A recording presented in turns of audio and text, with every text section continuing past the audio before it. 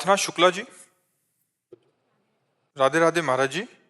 महाराज जी, मेरे पति जब भी दर्शन को जाते हैं तो दर्शन का आधा लाभ मुझे भी स्वतः ही मिल जाता है, पर क्या हमारे दर्शन का लाभ हमारे माता पिता को भी प्राप्त? वो तब मिलेगा जब आप अर्धांगिनी भाव से रहेंगे, पति को भगवान मानकर आठों पैर उनकी रुचि में रुचि मिलाएंगे तब।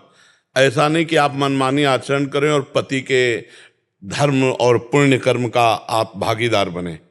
आप भागीदार तभी बनेंगे जब आप अर्धांगिनी आधा अंग जैसे होता है, उनकी रुचि में रुचि मिलाकर उनको भगवान मानकर उनकी आज्ञा के अनुसार, तो अब वो जो धर्म करेंगे उसका आधा भाग अपने आप आपको प्राप्त हो जाएगा। आप मनमानी आचरण करें और उनमें भगवत बुद्धि ना करें तो फिर ऐसा नहीं। सिद्धांत को समझना पड़ेगा कि आप अपने मौफी पति मेहनत करके गया श्राद्ध के नाना प्रकार के तीर्थ याटन के सबको आधा फल आपको मिल जाएगा, तब मिलेगा जब पति के सिवा मन वचन कर्म से कोई और ईश्वर नहीं, मेरा पति मेरे लिए भगवान है, आठों पहर उनकी आज्ञा में तत्पर हैं, तो अब वो पति के द्वारा किए हुए सारे पुण्यों का आधे की हिस्सेदारी होगी और वो भगवान के भाव से है पति में, इसलिए उसको भगवत प्राप्ति भी हो जाएगी। क्या कहना चाहते थे? इनका कहने का मतलब अगर पति पत्नी जाएं दोनों तो फिर माता पिता को भी दे सकते हैं उसका लाभ? हाँ, अपने द्वारा देखो, ये पुण्य और भजन ऐसी चीज है जैसे बैंक बैलेंस, आप किसी को भी ट्रांसफर कर सकते हो।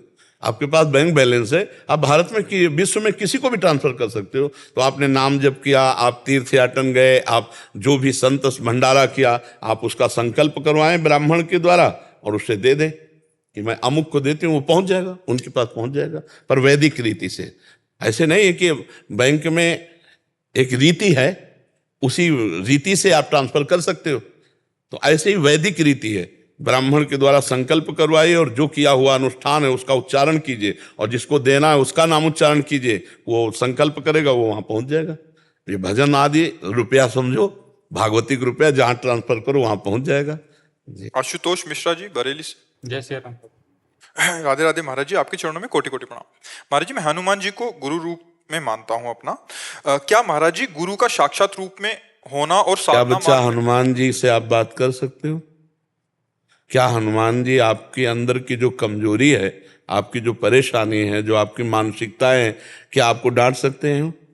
नहीं डांटेंगे, क्योंकि इस कोटि का शिष्यत्व हो तब वो गुरुत्व भाव में आकर के प्रगट डांट सकते हैं। इसलिए हमको प्रगट में गुरु की आवश्यकता है जो माता की तरह दुलार करे और पिता की तरह थप्पड़ जमा सके।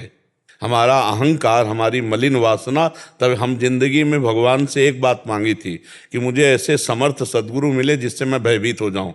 नहीं, हम कहीं भयभीत नहीं हुए।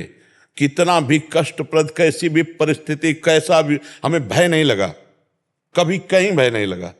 आज भी शरीर की स्थिति है, इतना कष्टप्रद शरीर है, अब भी वर्तमान में ये सब सूझे हुए हैं, फिर हर कष्ट, लेकिन लड़ना सीखा है जिंदगी भर, हर परिस्थिति में कदम आगे बढ़ाना। तो हमने मांगा था कि हमें अहंकार रहित करने के लिए जब सदगुरु प्राप्त हो तो मुझे सदगुरु से डर लगे, ऐसे मुझे सदगुरु प्राप्त हो।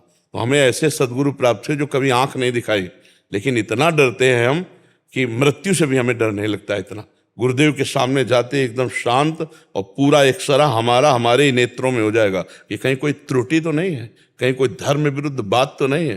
तो ऐसे हमें प्रगट में गुरुदेव चाहिए जिनकी डांट से हम सुधर सके, जिनकी चरण रज के प्रताप से हमारा अहंकार नष्ट हो सके और जिनको हम माँ की तरह दुलार करते पाएं और पिता की तरह शासन करते पाएं। ऐसे गुरुदेव की प्रगट आवश्यकता है।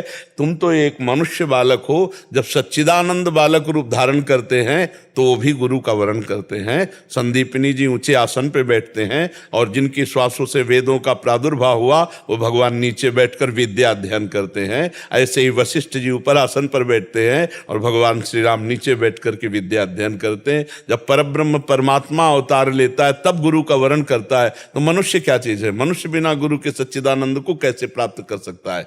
समझ पा रहे हो आप? महाराज जी, क्या हनुमान जी से भी प्रार्थना कर सकते हैं कि आप ही गुरु रूप? वो गुरु मिला देंगे, वो गुरु मिला देंगे, क्योंकि हनुमान जी की वाणी और हनुमान जी की जैसे रूप गुरु को सहने की क्षमता नहीं है। हमको चाहिए मनुष्य रूप में, हमारी भाषा में, हमारी दृष्टि में, तब हम पढ़। नहीं तो गीता जी भगवान की वाणी और श्री कृष्ण गुरु हैं, पढ़ लो और परब्रह्म की प्राप्ति कर लो।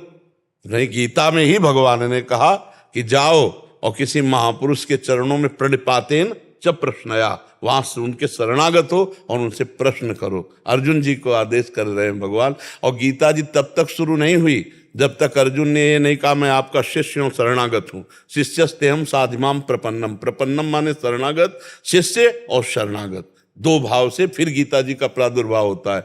तो बिना गुरु भाव प्रकट किए किसी प्रकट रूप में हमें तो नहीं लगता।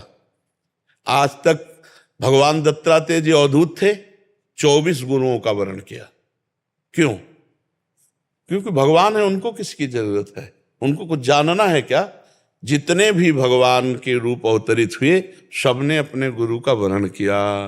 भगवान परशुराम तो भगवान शंकर गुरुदेव बने, भगवान राम तो वशिष्ठ जी, विश्वामित्र जी आदि, भगवान श्री कृष्ण तो संदीपनी जी। जगह जगह भगवान ने ये गुरु महिमा प्रकाशित की है। और ये हमारा विश्वास है कि बिना गुरुदेव की कृपा के साधन कितना भी कर लो, अहंकार नष्ट नहीं होगा। और जब गुरु कृपा हो जाती है, अहंकार नष्ट हो जाता है, तो पतित को भी भगवान पावन करके मिल जाते। पक्की बात। हम तो एक शब्द में कहेंगे, गुरु कृपा ही केवलम। गुरुदेव की कृपा से ही जीव का निस्तार होता है। हम अपने हृदय की बात कहते हैं, खूब साधन सब ऐसे, पर जो बात गुरु कृपा से बनी वो कहीं नहीं बनी। निर्विकार होना, भगवत प्राप्ति होना, शुद्ध तत्व ज्ञान